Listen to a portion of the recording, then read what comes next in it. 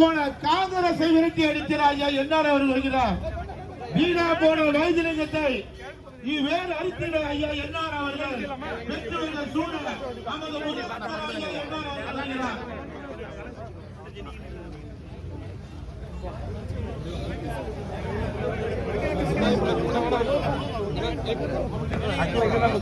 வண்டி உள்ள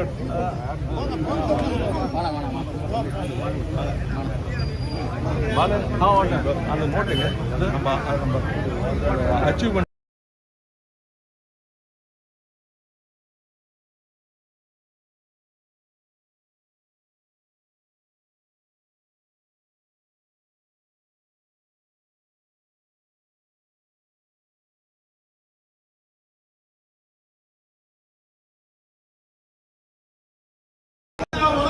ஐயா என்ஆர் அவர்கள்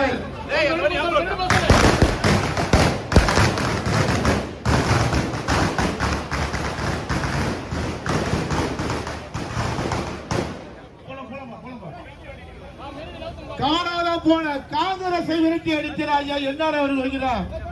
வீணா போன வைத்திலிங்கத்தை வேறு அடித்திட ஐயா என்ஆர் அவர்கள் வெற்றி சூழல் நமது வருகிறார்.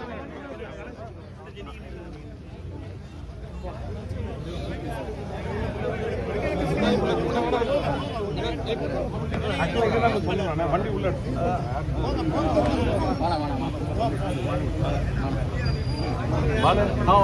அந்த நோட்டுங்க நம்ம அச்சீவ்மெண்ட்ஸ்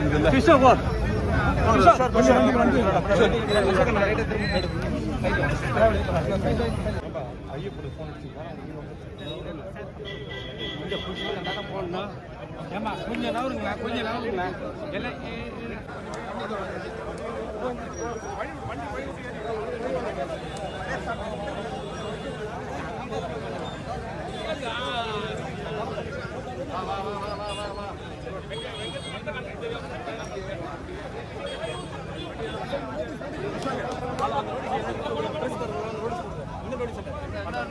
தொகுதி மக்களுக்கு என்னுடைய மனமார்ந்த நன்றியை நான் தெரிவித்துக் கொள்கின்றேன்.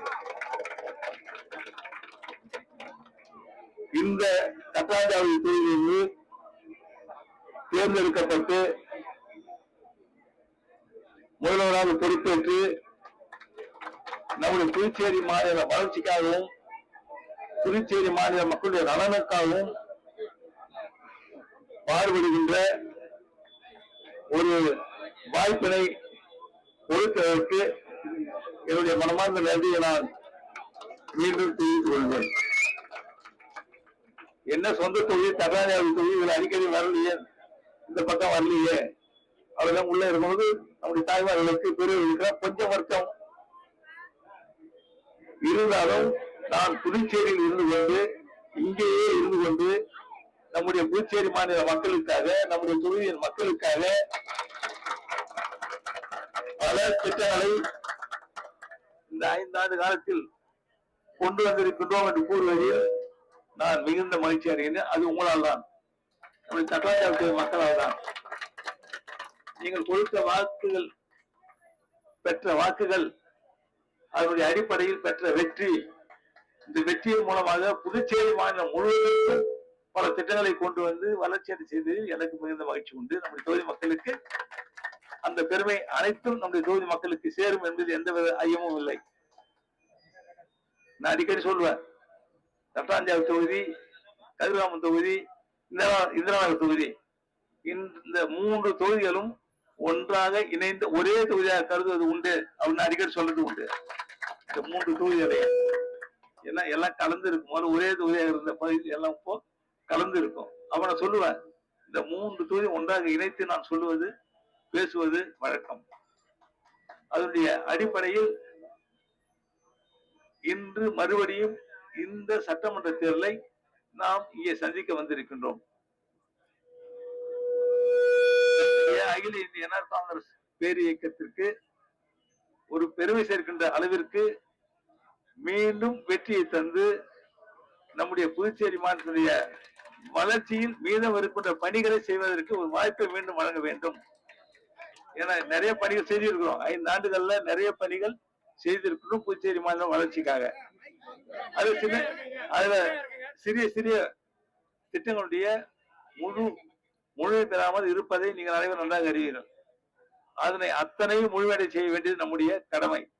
அந்த திட்டங்களை எல்லாம் செயல்படுத்தி முடிப்பதற்கு மீண்டும் ஒரு வாய்ப்பினை நீங்கள் கொடுக்க வேண்டும். அதான் முக்கியமானது. இதனால நீங்க கவனிக்கணும். இந்த 4-5 மாதத்துல 6 மாதத்துல எவ்வளவு வேலை நடந்தது பூச்சேரியில. நீங்க எல்லாம் எதிர்பார்க்கின்ற திட்டங்கள் எந்த அளவிற்கு விரைவாக செயல்படுத்தப்பட்டது.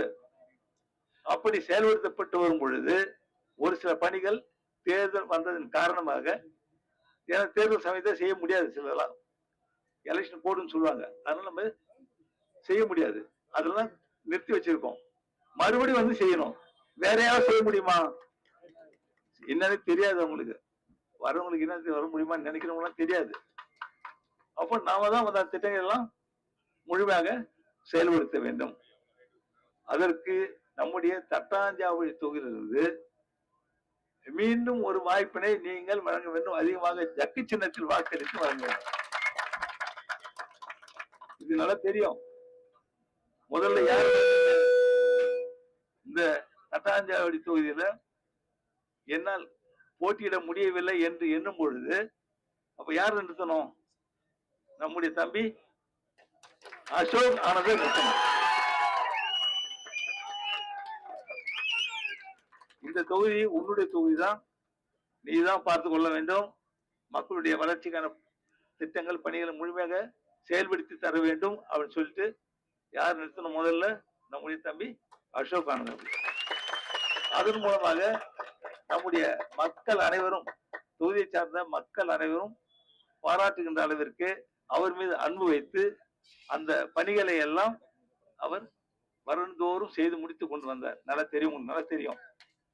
நிறைய பள்ளிக்கூடத்து பிள்ளைகளுக்கு கொடுத்தது போனது, மருத்துவ வசதி செய்து கொடுத்தது, அரசு கொண்டு வந்த திட்டங்கள் எல்லாம் செயல்படுத்திய முறை, ஒரு சட்டமன்ற உறுப்பினராக எவ்வளவு விரைவாக சட்டமன்றத்தில் கேட்டு, முதல்வரிடம் கேட்டு, அமைச்சரிடம் கேட்டு அந்த பணிகள் செய்து முடித்ததை நீங்கள் அனைவரும் நன்றாக அறிவீர்கள். சில காரணங்களால் அவரால் போட்டியிட முடியவில்லை என்று சொன்னாலும் அந்த தொகுதியை மீண்டும் நீங்கள் வைத்துக் கொண்டு அந்த பணியெல்லாம் என் மூலமாக நீங்கள் செய்து முடிக்கலாம். என் மூலமாக நீங்கள் செய்து முடிக்கலாம் சொன்னது. நான் இருக்கிற செய்துட்டே இருப்பேன், நீங்க இருங்க வாங்க அப்படின்னு சொல்லியிருந்தார்.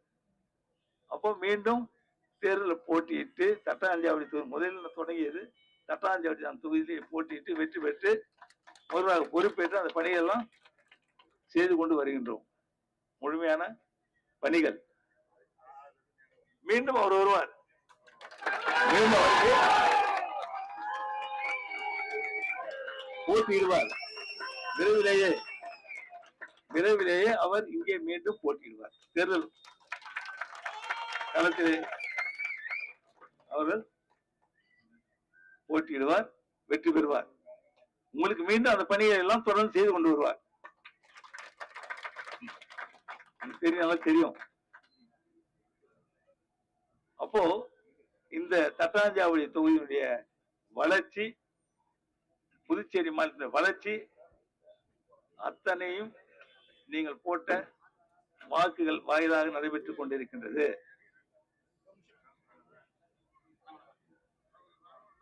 இப்ப நீங்க நம்முடைய தேர்தல் சமயம், தேர்தல் விரைவில் வர இருக்கின்றது. அந்த தேர்தல் யாருக்கு வாக்களிக்கலாம், யாராரு போட்டி போடுறாங்க, யாராரு எந்தெந்த கட்சியை சார்ந்தவங்க இருக்காங்க, யாருக்கு வாக்களிக்கலாம் என சிந்தித்து நம்ம செயல்பட வேண்டிய கட்டாயம். ஏன்னா 5 ஆண்டு இல்ல, 5 ஆண்டு செயல்படணும், திட்டங்கள்லாம் செயல்படுத்தணும், பல பணிகளை முடிக்கணும், ஏழை எளிய மக்களுக்கான திட்டங்களை எல்லாம் விரைவாக செயல்படுத்த வேண்டும். அப்ப யாருக்கு வாக்களிக்கலாம், யார் வந்தால் சிறப்பாக இருக்கும். கடந்த முறை அவ்வாறு நீங்கள் வாக்களித்தீர்கள். யோசித்து சிந்தித்து நல்ல முறையில் வாக்குகள் அளித்தீர்கள். இது நாங்க நீங்கள் நீங்கள் நீங்கள் நீங்கள் எல்லாம் எண்ணிய எண்ணத்தை நான் செயல்படுத்தி இருக்கின்றேனா? நிறைய ஓட்டு போட்டீங்க, அதனால நிறைய ஓட்டு போட்டீங்க. புதுச்சேரி மக்கள் எல்லாம் ஓட்டு போட்டாங்க. நம்முடைய அகில இந்திய காங்கிரஸ் பேருக்கு ஜக்கு சின்னத்துக்கு வாக்களித்தீர்கள். நம்ம தேசிய ஜனநாயக கூட்டணி ஆட்சி அமைந்தது. அந்த ஆட்சி நம்ம என்னென்ன செய்தோம்? கடந்த ஆட்சி காங்கிரஸ் திமுக கூட்டணி ஆட்சி இருந்தது. 21 வரைக்கும், 16ல இருந்து 21 வரைக்கும் காங்கிரஸ் திமுக கூட்டணி ஆட்சி இருந்தது. அந்த கூட்டணி ஆட்சியில் யார் யார் இருந்தாங்க? அந்த கூட்டணி ஆட்சியில எல்லாம் உங்களுக்கு நல்லா தெரியும். அந்த காங்கிரஸ் கட்சியை சார்ந்தவங்க என்ன பண்ணாங்க? ஏன்னா காங்கிரஸ் முதல்வராகத்தான் இருந்து அந்த ஆட்சி நடந்தது. காங்கிரஸ் தலைமையில் தான் அந்த ஆட்சி நடந்தது. அமைச்சர்லாம் இருந்தாங்க. அந்த 5 ஆண்டு காலத்துல என்ன செய்தாங்க? எதையும் செய்ய முடியாத ஒரு ஆட்சி அந்த ஆட்சி, காங்கிரஸ் திமுக கூட்டணி ஆட்சி. புதுச்சேரி மக்களுக்கான திட்டம் ஏதேனும் ஒன்றை சுட்டி காட்ட முடியுமா? நான் கொண்டு வந்தோம், செய்தோம். இல்ல, எதையும் செய்ய முடியாத ஒரு ஆட்சி. எத்தனையோ சொல்லலாம். 5 ஆண்டுகள்ல புதுச்சேரி மாநிலத்தை பின்னுக்கு தள்ளியது அவங்களுடைய பங்கு.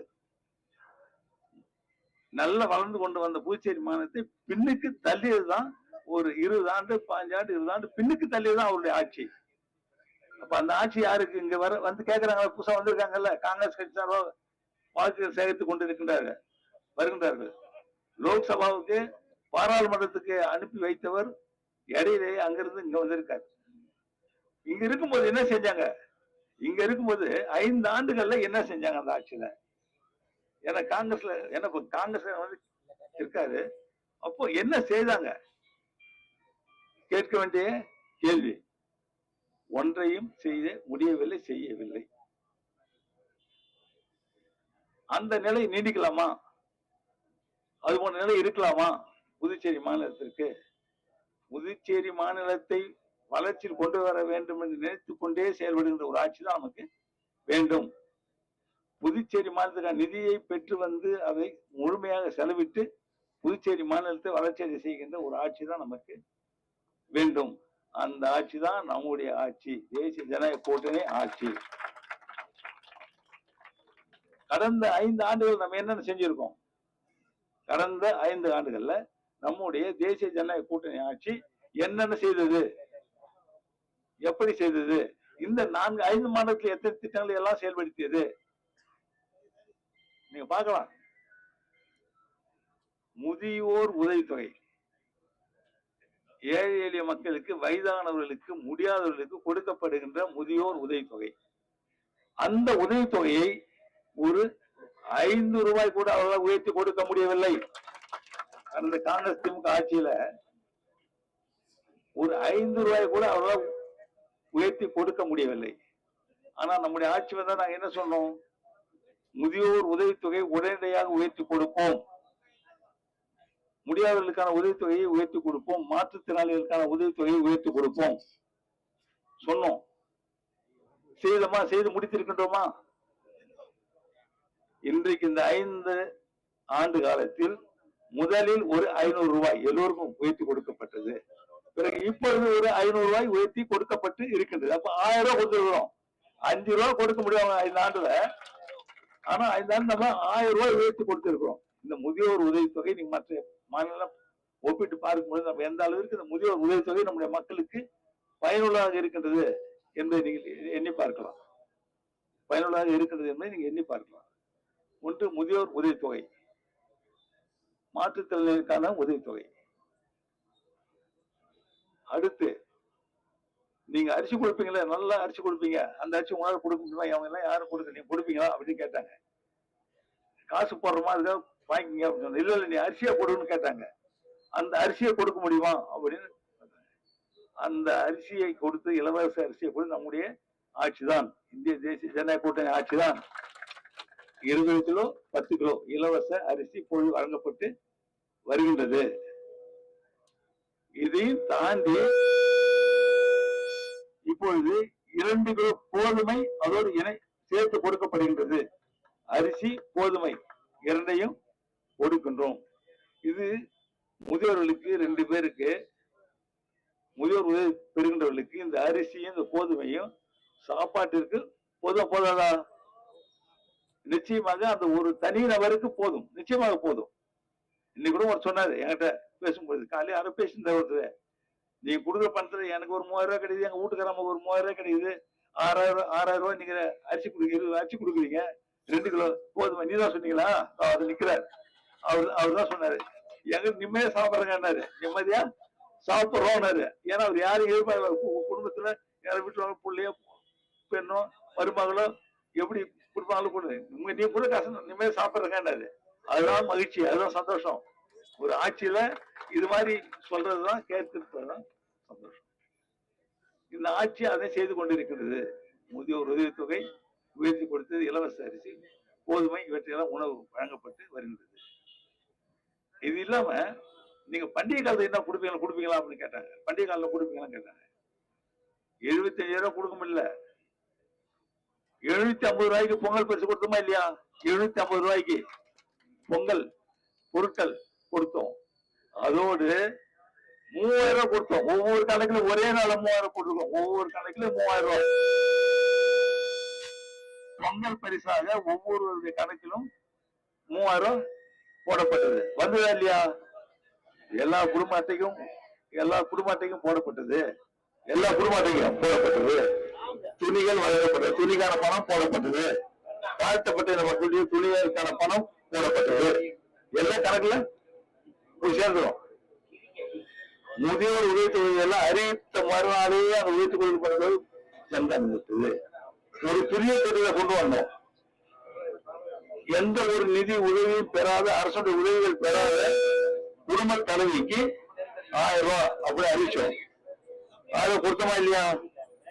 61,000 73,000 குடும்ப தலைவிக்கு கொடுக்கப்படுகின்றது. அந்த உதவித்தொகை 1000 ரூபாய் போதுமா அப்படின்னு கேட்டாங்க. 2,500 உயர்த்தி கொடுப்போம் சொன்னோம். இப்ப அவங்களுக்கு எவ்வளவு போகுது? 2,500 ரூபாய் அவங்களுக்கு. அந்த 2,000 சேர்த்து 5,000 ரெண்டு மாசத்துக்கு 5,000 கொடுத்துட்டோம். 5,000 பணம் போயிட்டு எல்லாருக்கும் அந்த குடும்பங்களுக்கு 5,000 குடும்பத்தினருடைய பேரு 5,000 ரூபாய்.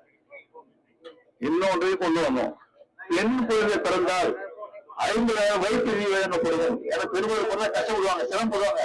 பெண் குழந்தை என்ன அது படிக்கிறதுன்னா கல்யாணம் பண்ணும்போது பணம் இருக்குதா இல்லையா அப்படிதான் ஓசப்படுவாங்க. அந்த ஓசைகளும் அவங்களுக்கு அப்படி இல்லாமல் 50,000 வயிற்று வழங்கப்படும் அப்படின்னு சொன்னோம். அந்த 50,000 குழந்தைகளுக்கு வழங்கப்பட்டு வந்தது.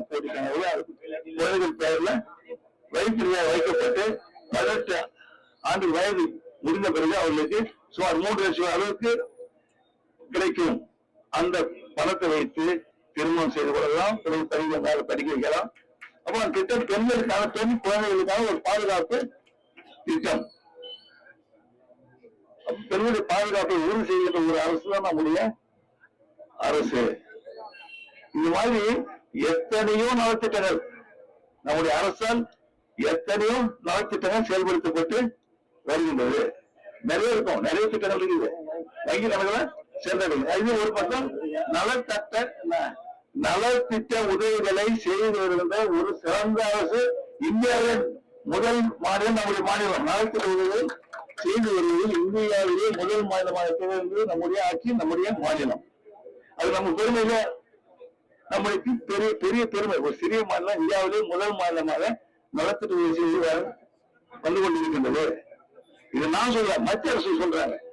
மத்திய அரசு கூறுகின்ற அறிக்கையை சொல்றாங்க. இது மாதிரி எத்தனையோ திட்டங்களை தாழ்த்தப்பட்ட இன மக்களுக்கான சிறப்பு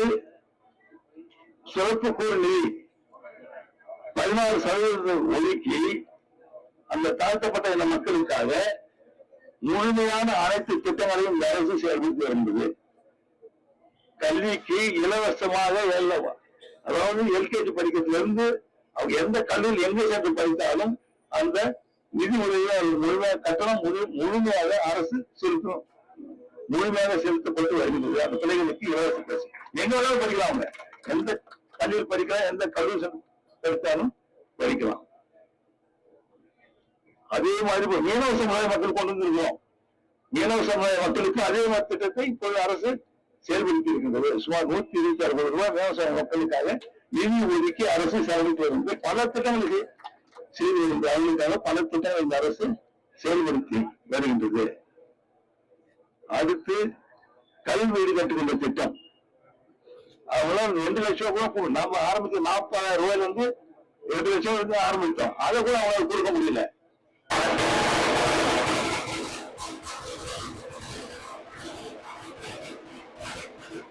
மத்திய அரசு அறிவித்த 1.5 லட்சம் ரூபாய் அவங்க அறிவித்தாங்க, அது கொடுத்தாங்க. அதோட 50,000 போய் 2 லட்சம் நாங்க அதே ஒழுங்கா கொடுத்தாங்களா? காவல்துறை ஒழுங்கா செயல்படுத்தினாங்களா? செயல்படுத்தல. ஆனா நம்முடைய அரசு வந்த பிறகு அந்த 2 லட்சம் மத்திய அரசு கொடுக்கிற பணத்தையும் நம்முடைய காமராஜ் திட்டத்தில் உள்ள பணத்தையும் சேர்த்து இப்போ 5 லட்சம் கொடுக்கிறோம். வீடு கட்டுவதற்கு மானியம் 5 லட்சம் வழங்கப்படுகின்றது. தாழ்த்தப்பட்ட மக்களுக்கு இப்போ 7 லட்சம் ரூபாய் வழங்கப்படுகின்றது. பாருங்க, வீடு கட்டுறதுக்கு எவ்வளவு ரூபாய் உயர்த்தி கொடுத்துருக்கிறோம். ஏன்னா ஆரம்பிக்கும் போது அவருக்கு போதுமான பணம் இருந்தா தான் அந்த வீடை கட்ட முடியும். 400 சதுரடி 500 சதுரடி 5 லட்சம் தான் 500 சதுரடி 400 சதுரடி கட்ட முடியும். அதுக்கான நிதி முழுமையாக இப்போது அரசு ஒதுக்கியிருந்தது. இப்ப அந்த ஒரு சில தேர்தல் அறிவிப்பு முன்னால பல ஆயிரக்கணக்கான வீடுகள் கட்டுவதற்கான நிதி வழங்கப்பட்டது. இலவசமாகப்பட்ட வழங்கப்பட்டது நம்முடைய அரசால். அது மாதிரி நம்முடைய அரசு திட்டங்களை எல்லாம் புதுச்சேரி மாநில வளர்ச்சிக்கான திட்டங்களை எல்லாம் இந்த அரசு சிறப்பாக செயல்படுத்தி வருகின்றது. கல்விக்கான உதவித்தொகை, கல்லூரி படிக்கின்ற பள்ளிகளுக்கு கல்விக்கான உதவித்தொகை அந்த அரசால் வழங்கப்பட்டதா? வழங்க முடியல. ஆனா நம்முடைய அரசு உடனே வந்த பிறகு 27 கோடி ரூபாய் ஒதுக்கி கல்லூரி படிக்கிற தனியார் கல்வி படிக்கின்ற பிள்ளைகளுக்கான அந்த கட்டணத்தை அரசு மூலமாக தேர்வு செய்ய அனுப்பப்பட்ட பிள்ளைகள் படிக்கின்ற அந்த கல்விக்கான கட்டணத்தை இப்போது 27 கோடி ரூபாய் ஒதுக்கி முழுமையாக கட்டி இருக்கின்றது. கல்விக்கான உதவித்தொகை, பிள்ளைகளுக்கான உதவித்தொகை, புத்தகத்தை புத்தகம் இப்ப கூட போட்டோம் 500 ரூபாய். 500 ரூபாய் காலணி வாங்க முடியல, அந்த செருப்பு வாங்க முடியலன்னு சொன்னாங்க. வாங்கி கொடு காலம் வாங்கணும். 500 உடனே அவங்க வங்கியில போட்டோம். பிள்ளைகளுடைய பெற்றோருடைய கணக்குல உள்ள வங்கி 500 உடனே போடப்பட்டது. பையனை வாங்கி வைக்கிறது வச்சிருக்காங்க. அந்த பையனுக்கு போய் கொடுக்கப்படும், தேர்வு முடிந்த பிறகு கொடுக்கப்படும். இந்த மாதிரி எத்தனையோ திட்டங்கள் நம்முடைய அரசு செயல்படுத்தி வருகின்றது. விவசாயத்துறையில், வேளாண் துறையில் விவசாயிகளுக்கான திட்டங்கள் அத்தனை முழுமையாக செய்து முடித்த அரசு நம்முடைய அரசு. விவசாயிகளுக்கான அத்தனை திட்டங்களை செய்து முடித்த அரசு நம்முடைய அரசு. கூட்டுறவு சர்க்கரை வேலை செஞ்சாங்க, இப்போ சர்க்கரை நடக்கல. இன்னும் அவங்க சம்பள பாக்கி எல்லாம் தேவைன்னு கேட்டிருந்தாங்க. அதுக்கு 27 கோடி ரூபாய் ஒதுக்கி அவர்கள் அனைவருக்கும் அந்த சம்பளத்தை கொடுக்கப்பட்டு விட்டது. மீண்டும் சர்க்கரை திறப்பதற்கு நடவடிக்கை அரசு எடுத்து வருகின்றது. அதுதான் திட்டமிட்டு இருக்கின்றது. இந்த தேர்வு முடிந்த பிறகு அதுக்கான பணிகள் தொடங்கப்படும். இப்போ எத்தனையோ இது மாதிரி எத்தனையோ பணிகளை நம்முடைய அரசு செயல்படுத்தி இருக்கின்றது. சுற்றுலாவை மேம்படுத்துவதற்கான திட்டங்கள், சுற்றுலாத்துக்காக புதுச்சேரியில எந்த அளவுக்கு சுற்றுலா பயணம் வெள்ளிக்கிழமை சனிக்கிழமை வராங்க. சுற்றுலா பயணிகள் வருகை அதிகரித்துக் கொண்டே இருக்கின்றது. அதுக்கான வசதி செய்து தர வேண்டும் என்பதற்காக பல பணிகள் இப்பொழுது நடந்து கொண்டிருக்கின்றது. இல்லாத கைநடைகள் கட்டுதல், சாலைகள் அழகாக அமைத்தல், மின் திருவிளக்குகளை சரியான முறையில் அழகாக பெருவிளக்குகள் போடுதல். அந்த எப்ப இருந்து நம்ம ஆட்சி பொறுப்பேற்கும் பொழுது எல்லா சாலையும் மிக மிக மோசமா இருந்தது. மோடு பள்ளம் இல்லாம போக முடியும், பள்ளம் தான் போகணும். ஆனா நம்முடைய அரசு வந்த பிறகு அந்த சாலைகள் எல்லாம் மேம்படுத்தி புதிய சாலைகள் போட்டது. மறுபடியும் 2ஆம் முறை சாலைகளை மேம்படுத்திக் கொண்டு வருகின்றோம். சுமார் 3000 கோடிகளுக்கு மேலாக பொதுத்துறை மூலமாக நம்முடைய பணிகள், மேம்பாட்டு பணிகள், உள்கட்டமைப்பு மேம்படுத்துகின்ற பணிகள் நடந்து கொண்டிருந்தது. 3000 கோடிக்கு மேல. அப்போ அந்த நம்ம இங்க உள்துறை அமைச்சர் இருக்காருல்ல, அவர் அப்போ உள்ளாட்சித்துறை அமைச்சராக இருந்தாரு. அப்ப கேட்ட எனக்கு ரோடெல்லாம் மோசமா இல்லப்பா, பணம் கொடுக்கூடாது, ரோட்ல போடுங்க அப்படின்னு சொன்னோம். எல்டிசி இஇசி அசிஸ்டன்ட், இடைநிலை ஆசிரியர், டிஜிட்டல் சொல்றாங்க. அந்த ஆசிரியர்கள், காவல்துறை, இப்ப எஸ்ஐ எடுத்துட்டோம். அதான் எடுக்க அப்புறம் 70 பேரு அதையும் எடுத்துட்டோம். முதல்ல 900 பேருக்கு எடுத்திருந்தோம். ஹோம்கார்ட்ஸ் எடுத்தோம், பிசி எடுத்தோம், ஹோம்கார்டு எடுத்தோம், எஸ்ஐ எடுத்துட்டோம். ஏறக்குறைய 2000 பேர்களுக்கு அந்த காவல்துறையில பணியிடங்கள் நிரப்பப்பட்டு இருக்கின்றது. இவர் எல்லா துறையிலும் உள்ள பணியிடங்களும் நிரப்பப்பட்டு இருந்தது. சுகாதாரத்துறையில நர்சிங் ஆபீசர்ஸ், அது சிவிலியர்கள் எவ்வளவு, முதல்ல ஒரு 220 பேரு, அப்புறம் ஒரு 200 பேரு, இப்போ ஒரு 100 பேரு. பாருங்க, அந்த பசங்க எல்லாம் படிச்சுட்டு பிள்ளைங்க எல்லாம் எங்களுக்கு வயசாயிருக்கு, எடுக்க மாட்டேங்குதோ கேட்டுட்டே இருப்பாங்க. இன்னைக்கு அத்தனை பணியிடங்களும் செவிலியர் பணியிடங்கள், மருத்துவ அதிகாரிகள் இதெல்லாம் நிறுத்திக் கொண்டே இருக்கின்றோம். அப்ப எல்லா துறையிலும் பணியிடம் நிரப்ப வேண்டும் என்பதுதான் நமக்கு அரசு வேணும். அப்பதான் அப்படி அரசு பணியிடங்களை நிரப்பினா நிர்வாகம் சரியாக செயல்படும், மக்களுக்கான வேலைகள் விரைவாக நடைபெறும். அதிகாரி இருந்தாலும் செய்ய முடியும். அதிகாரி இல்லை, 10 பேர் இருக்கிற இடத்துல 2 பேர் எப்படி வேலை நடக்கும்? கர்ணம்லாம் இருந்தாங்க, இல்ல ஆள் இல்லை, வீரவு இல்லை, அப்படிலாம் ஒரே பாட பெட்டி ஜாஸ்தியார் இல்லை, எல்லாத்தையும் நிரப்பிட்டோம். சர்டிபிகேட் வாங்க போகணும்னா உடனே கிடைக்குது, பாக்குறாங்க, வந்து பாக்குறாங்க, உடனே எழுதுறாங்க. இது மாதிரி எல்லா துறையிலும் உள்ள காலி பணியிடம் சுமார் 5000 இளைஞர்களுக்கு வேலை கொடுத்திருக்கிறது நம்முடைய அரசு. எத்தனையோ பதவிகள், எல்லா துறையிலும் உள்ள பதவி உயர்வுகள் வேலை செய்ய பார்ப்போம். 5 வருஷத்துக்கு உயர்க்கூடிய ஒரு ப்ரொமோஷன் கிடைக்கலன்னு இந்த அரசு வந்த பிறகு எல்லா துறையிலும் உள்ள ப்ரொமோஷன் அந்த பதவி உயர்வை கொடுத்திருக்கின்றது, நிறைந்திருக்கின்றது. அப்போ அரசு நிர்வாகத்தில் நம்முடைய அரசு மிகுந்த கவனம் செலுத்தி அரசு ஊழியர்களுக்கான அந்த பதவி உயர்வு, நிரப்பு பணியிடங்கள் நிரப்புதல் இவற்றையெல்லாம் அரசு செய்திருக்கின்றது. இதெல்லாம் 7th பேரியர்ஸ் கேட்டுனாங்க, 7th பேரியர்ஸ் கேட்டுனாங்க. முடிவு போற நேரம் நம்ம தேர்தல் சந்திக்க வந்துட்டோம். இந்த அரசு போன பிறகு அதையும் செய்து கொடுத்துரும். அந்த 7th பேரியர்ஸ்க்காக அதையும் செய்து கொடுத்துரும். அங்கன்வாடி ஊழியர் நிரப்ப இருக்கின்றோம். அங்கன்வாடி ஊழியர் நிரப்புவதற்கு ரொம்ப தயாராக நிலையில் இருக்கின்றது. ஆஷா ஒர்க்கர்ஸ் கேட்டுருக்காங்க, அதையும் நிரப்புவோம். வந்த பிறகு நம்ம இது மற்ற அரசால முடியாது. நீங்க அது எண்ணிக்கையில பார்க்க முடியாது. நம்முடைய அரசு மட்டும்தான் செய்ய முடியும். நம்முடைய அரசால் மட்டும்தான் செய்ய முடியும். உடனடியாக தான் நிரப்ப இருக்கா. போக்குவரத்து தயாராக இருக்குது. மறுபடியும் போய் உட்காந்தோம்னா உடனடியாக ஒரு மாசம் 2 மாசத்துல அந்த பிள்ளைகளுக்கு ஒரு 750 பிள்ளைகளுக்கு வேலை கிடைக்கும். அது மாதிரியான நிலையில் நம்முடைய அரசு செயல்பட நீங்க எல்லாம் பார்க்கலாம். இது மாதிரி எல்லா துறையிலும் உள்ள பணிகள் நடந்த அரசு மிகுந்த கவனம் செலுத்தி வருகின்றது, செய்து கொண்டு வருகின்றது. இப்படி நம்முடைய அரசு பொறுப்பேற்கக்கூடிய 5 ஆண்டுகளில் மக்களுக்கான திட்டங்களை செயல்படுத்திக் கொண்டு இருக்கின்றது. இந்த தட்டாஞ்சார் போல எனக்கு நம்முடைய தம்பி கொடுத்தாரு, ஒரு பெரிய லிஸ்ட் கொடுத்தாரு. நீங்க வந்த பிறகு உங்களுக்கு தெரியல தெரியலையோ இவ்வளவு வேலை நீங்க செஞ்சிருக்கீங்க கொடுத்தாரு. அவங்க 5 வளர்த்து கொடுத்தாரு. 5 வளர்த்து ஒரு வேலை நீங்க செஞ்சிருக்கீங்க நமக்கு தெரிவிக்காத அவரு சொன்னாரு. அப்படியா? அவ்வளவு வேலை நடந்துட்டே இருக்கும். நான் சொன்னது முதல்ல எந்த தொழிலும் இல்லை, எல்லா தொழிலும் முன்னேற்றம் நடக்கும் சொன்னேன். அதே நம்முடைய தட்டாஞ்சார் தொழில அத்தனை பணிகளை நம்ம பணிகளை செய்து கொண்டு வந்து இருக்கின்றோம். நான் அடிக்கடி வரலி வந்தா இந்த வந்து அவரே சின்ன குறை இருக்குது.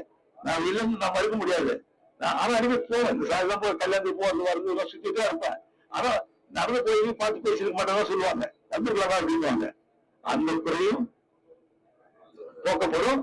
நம்முடைய தம்பி பார்க்கிறாரு, அசோகாவது பார்க்கிறாரு. அதுக்காக ஒரு அலுவலகம் கட்டணம் சொல்லியிருந்தாங்க. சட்டமன்ற அலுவலகம் வேணும்னு சொல்லியிருந்தாங்க. நம்ம தலைவர் கழகமே இங்கதான் இருக்குது, நம்ம தொழிலா இருக்குது. இருந்தாலும் சட்டமன்ற உறுப்பினருக்கான அலுவலகம் இங்கே கட்டப்படும், நம்ம கட்டி கொடுக்கலாம்.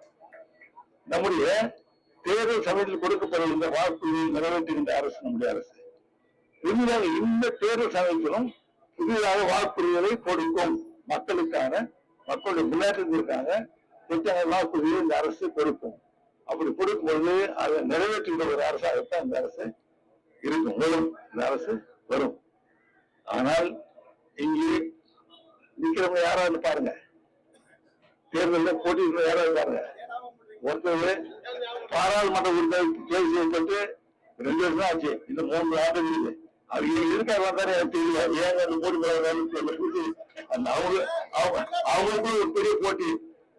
நான் வந்தா நீ வந்த முதலமைச்சர் ஆயிடலாமா?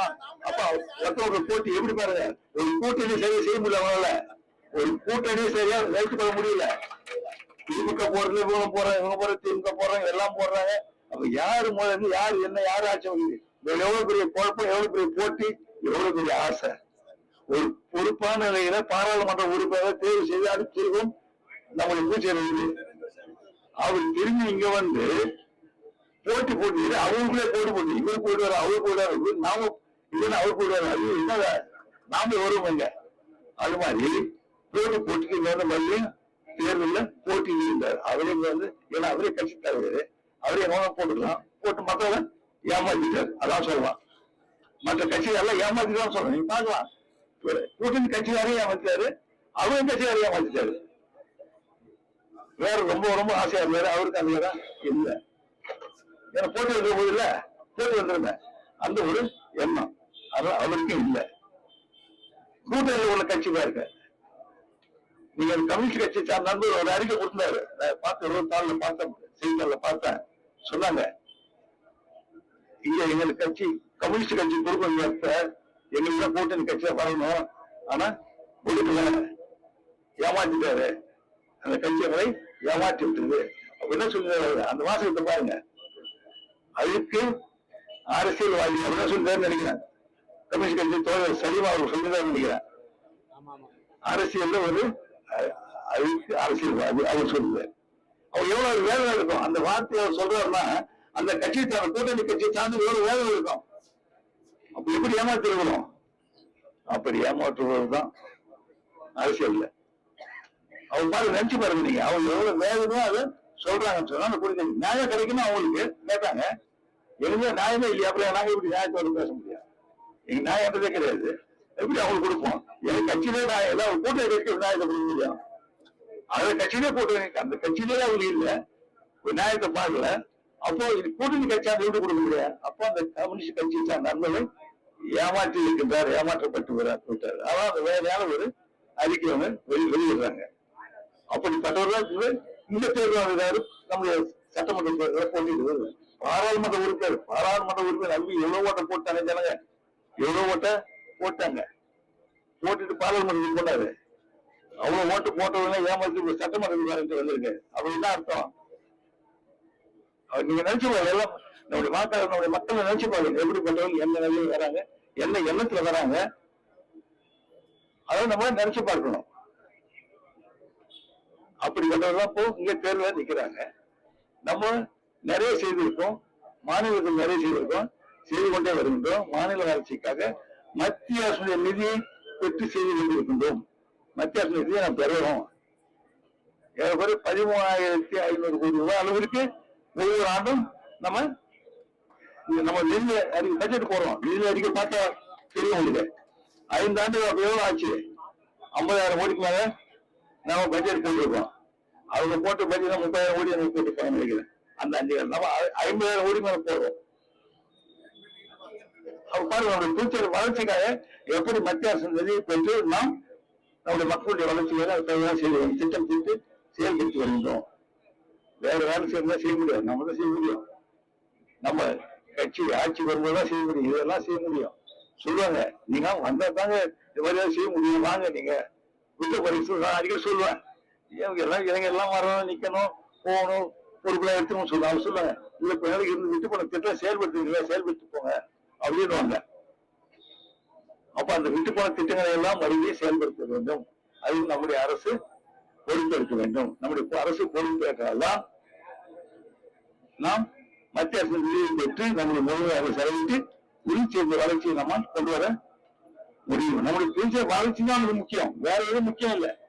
நமக்கு எந்த சொந்த சுயநலங்கள் எதுவும் கிடையாது. நமக்கு தேவை என்பது கிடையாது. மக்களுடைய என்ன தேவை, மக்களுடைய வளர்ச்சிக்கு என்ன தேவை, புதுச்சேரி மாநில வளர்ச்சிக்கு என்ன தேவை, புதுச்சேரி நாட்டுத்திட்டங்கள் என்ன சிறப்பாக கொண்டு செயல்படுத்தலாம். மிக இல்லாத திட்டம் மற்ற மாநிலங்கள் அதையெல்லாம் நாம் செயல்படுத்த முடியுமா? நம்ம சிந்தனை அப்படிலாம் நம்மகிட்ட இல்ல, அங்க இருக்குது. அப்ப அதனால அதை செயல்படுத்துவோம், கொண்டு வருவோம். அதான் நம்முடைய வேலை. அப்படி எண்ணி பார்த்து செயல்பட்டதாகத்தான் புதுச்சேரி மாநில மக்கள் அனைவரும் மகிழ்ச்சியோடு இருக்கின்றார்கள். யாராவது சாப்பாடு இல்லைன்னு சொல்ல முடியாது புதுச்சேரியில? யாருக்கும் சொல்ல முடியாது. நிச்சயம் நான் சொல்ல முடியும், யாராலும் சொல்ல முடியாது. ஏன்னா அதுக்கு தகுந்த நிதி உதவி, இலவச அரிசி, துணி இதெல்லாம் கல்வியாக துணி வழங்குதல், பிள்ளைகளுக்கான கல்வித்துறை வழங்குதல், இதையெல்லாம் நமது அரசு மிகுந்த கவனத்தோடு சிறப்பாக செயல்படுத்திக் கொண்டு வருகின்றது. எல்லா துறையும் சிறப்பாக செயல்படுத்தி வரும். புதுச்சேரி மாநிலம் அரசு பொறுப்பேற்ற பிறகு இந்த துறை அந்த துறை எல்லா துறைகளும் சிறந்த முறையில் செயல்பட்டு வருகின்றது. செயல்பட்டு மக்களுக்கான நலத்திட்டம் அத்தனை செயல்படுத்துகின்றது. மருத்துவ வசதி கொடுத்துக் கொண்டிருக்கின்றது. நல்ல கல்வியை கொடுத்து கொண்டு வருகின்றது. நல்ல உள்கட்டமைப்பை மேம்படுத்தி வருகின்றது. இங்க புதுசா ஒரு சப்ஸ்டேஷன் வரப்போகுது. இந்த சப்ஸ்டேஷன் தான் பவர் பிரச்சனைன்றதே இருக்காது. இங்க ஹாஸ்பிட்டல் அமைய இருக்குது. அந்த சப்ஸ்டேஷன் பண்ணி கொடுத்துருவாங்க. அது நடந்து போகுது. அதே மாதிரி நல்ல குடிநீர் கொடுப்பதற்காக கடற்கரை குடிநீராக்குகின்ற திட்டம் செயல்படுத்தப்பட்டு வருகின்றது. மேலும் நல்ல குடிநீர் எல்லா பகுதியிலும் பூச்சியில் எங்கெல்லாம் அந்த குடிநீர் தன்மை குறைந்திருக்கின்றோ அதையெல்லாம் மேம்படுத்தி வரக்கூடிய திட்டங்களை இப்போ நம்முடைய அரசு செயல்படுத்தி வருகின்றது. இப்படி நம்முடைய அரசு எல்லாவற்றையும் செயல்படுத்துகின்ற ஒரு அரசாக செயல்பட்டு வருகின்றது. நீங்க பார்க்கலாம், நம்முடைய அரசு பொறுப்பேற்ற எத்தனை திருப்பதிலாம் நிதி ஒதுக்கப்பட்டு எத்தனை குடமுழுக்கு எல்லாம் செய்யப்பட்டு பார்க்கலாங்க.